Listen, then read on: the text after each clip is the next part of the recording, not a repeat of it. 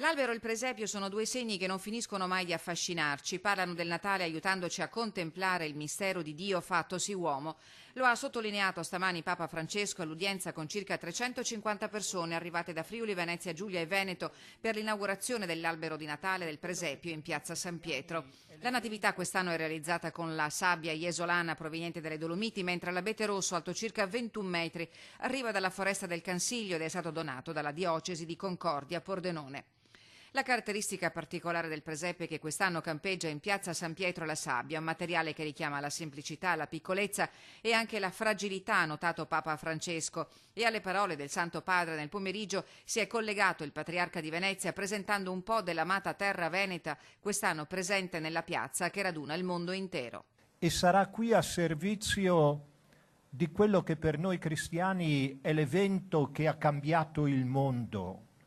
Un evento semplice, un evento che si è realizzato e che continua a vivere. Usiamo del presepio come di un simbolo che ci aiuta a fare un esame di coscienza per purificare le nostre durezze, per poter essere capaci di relazioni con gli altri, per poter soprattutto essere annuncio di accoglienza come Dio ci accoglie.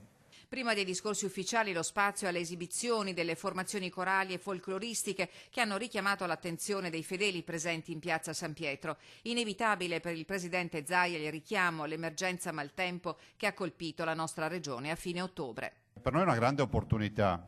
Voglio ricordare che quella sabbia e quell'albero, poi parlerà il collega Federica, rappresentano anche quello che poi il Veneto ha subito in questi ultimi periodi.